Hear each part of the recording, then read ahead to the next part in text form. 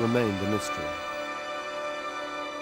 That partnership, a partnership with Marilyn, did it seem not unlikely, or did you just fall in love? No, it didn't. It seemed there was an unlikely quality to it, sure, from cultural point of view, if you want to call it that. But in a way, we were both trying to do the same thing, which was I was desperately trying all my life to unify experience and myself in that experience. I tried to do it, as I mentioned earlier, in Salesman. There would be one figure, a unified figure with society, psychology, everything in one basket. Likewise, oneself, I thought there should be a unity in yourself. And the very inappropriateness of our being together was to me the sign that it was appropriate, that we were two parts, however remote, of this society, of this life. One was sensuous and life-loving, it seemed, while in the center of it there was a darkness and a tragedy that I didn't know the dimensions of at that time. And the same thing was true of me. So it wasn't that crazy. Can you describe what you refer to as the inevitability of her tragedy? Why did she have to struggle, do you think, in the way that she did? Basically, her struggle was a psychological struggle against abandonment, against abuse. In our terms today, she would have been thought of as an abused child. Now, the psychological damage that creates is very well known. And she struggled in a lifetime and lost against that damage. That's fundamentally what it was. What drew her to you, do you think? First of all, I took her at her own evaluation, which very few people did.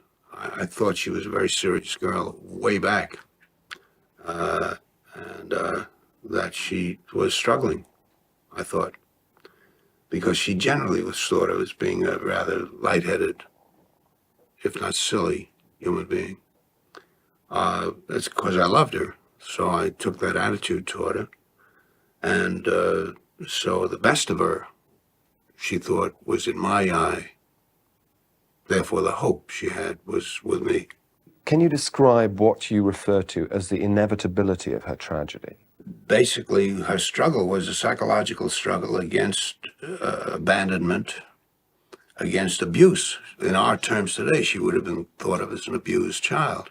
The great thing about her, to me, was that the struggle was valiant. She was a very courageous human being. And she didn't give up, really, I guess, till the end.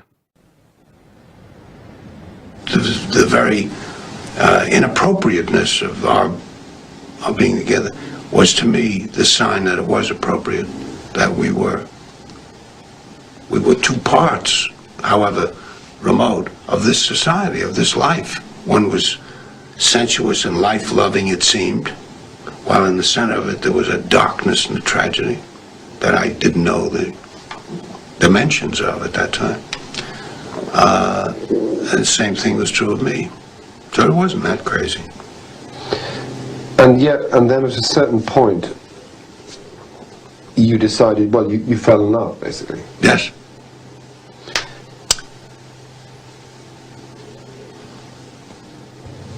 After that first meeting, though, your first impulse, I think, was to escape, to resist. You've written in the book, flying homeward, her scent still on my hands, I knew my innocence was technical merely, and the fact blackened my heart. But along with it came the certainty that I could, after all, lose myself in sensuality. In other words, you'd fallen head over heels in love, and... That's right. But at the beginning, why do you think she needed you? What drew her to you, do you think? First of all, I took her at her own evaluation, which very few people did. I thought she was a very serious girl way back, and that she was struggling, I thought, because she generally was thought of as being a rather lightheaded, if not silly, human being. That's because I loved her. So I took that attitude toward her. And so the best of her, she thought, was in my eye. Therefore, the hope she had was with me. The affair turned Miller into an A-list celebrity. It was Hollywood's strangest coupling, the world's most glamorous screen icon with one of America's foremost left-wing thinkers. Miller's own relationship with the movie business had been compromised from the start. The studio bosses were deeply wary of his politics. In 1951, Columbia Pictures bought the screen rights to Death of a Salesman.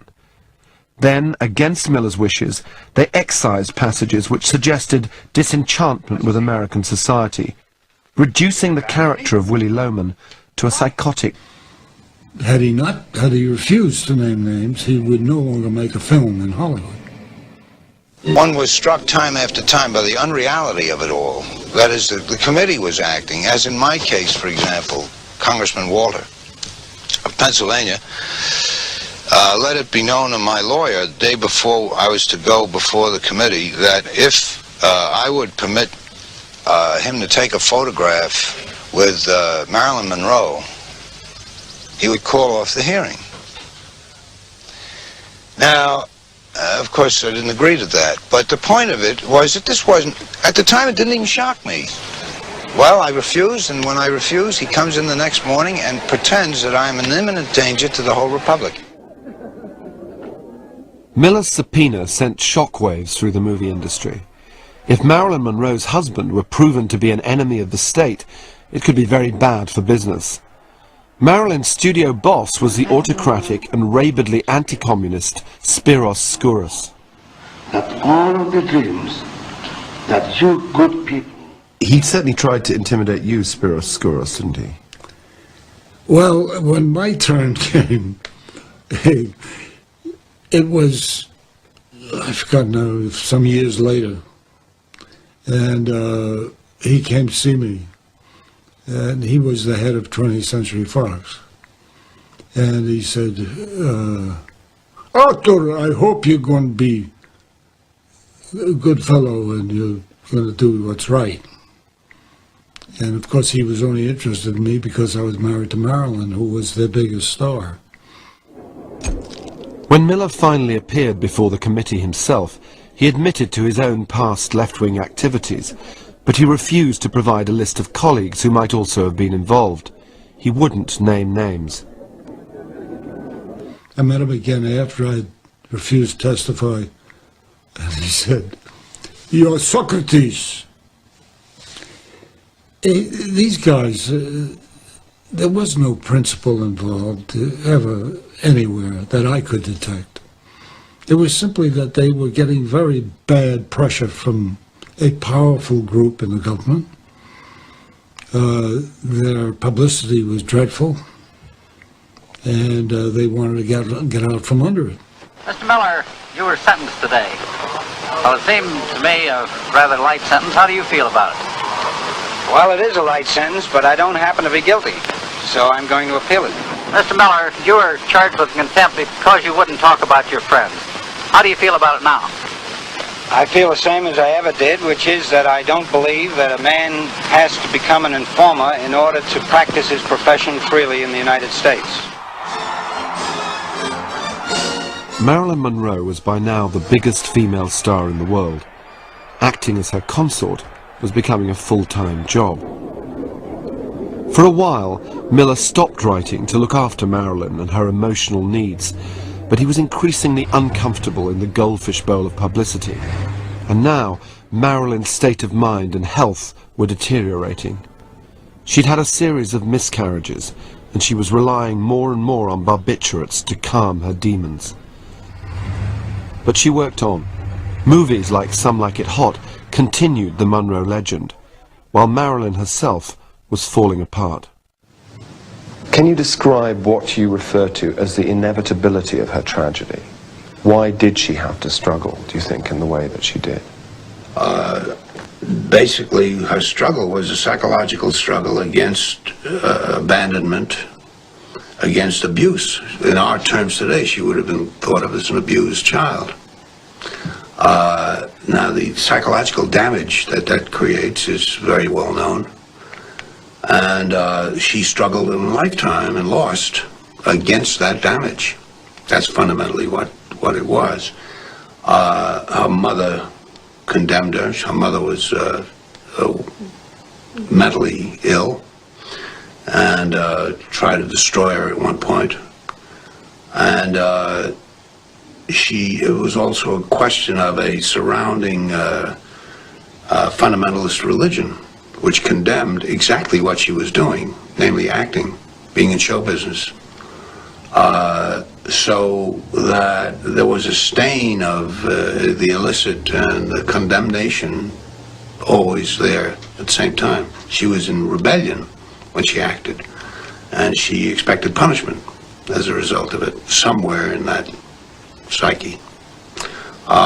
There's a number of forces that were working for it, but some of them were particular to her, but it's by no means an unheard of type. The way a natural calamity leaves one in a pause of powerless amazement.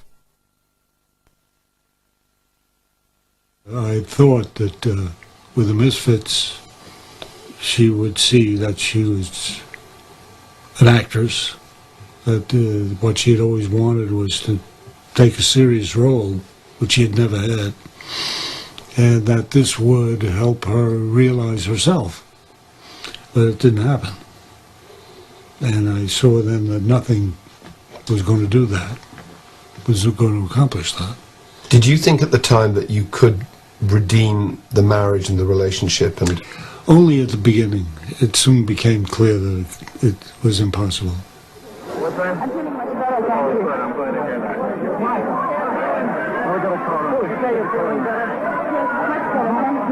The Misfits would be Marilyn's last film, as well as Clark Gable's. He died only a week after shooting. Monroe and Miller's marriage broke down irretrievably. They were divorced. Marilyn Monroe died of a drugs overdose, alone, a year later, in 1962.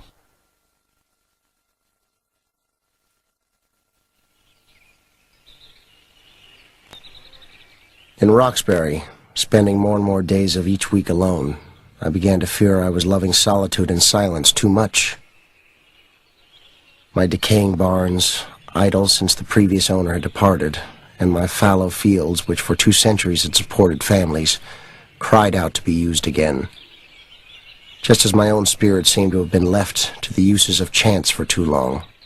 Like my own interior terrain, the land longed for purpose and the forms that only loving work can bestow.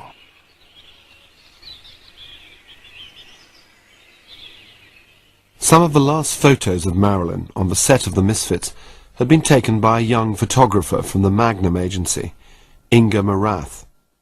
Miller took little notice of her at the time, being too preoccupied with his failing marriage, but months later he met her again, and they fell in love. in a way I see Inga coming into your life as a kind of solace, really, at that point as well, that somehow you were kind of rethinking your life, and it was going to be very different for the next 40 years. Well, she, first of all, she had stupendous energy. She was inexhaustible, just physically and intellectually. She'd get tired, but when she got tired, she just went to sleep. Get up, all new again. And also she brought into my life a completely different culture, which was a culture that was basically hers, the European, Middle European culture of Vienna and Czechoslovakia and all that, which reminded me of the fact that I came out of that. Miller and Inga Morath married in 1962. For the next 4 decades they travelled the world together.